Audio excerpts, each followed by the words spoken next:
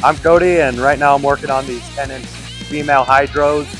These are those yellow caps that go on the end of pipe work to seal it off and lock it and just protect it.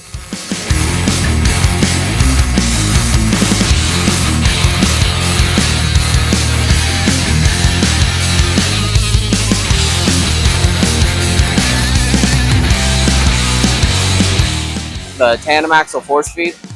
It's very complex, one of the bigger pieces that we work on here.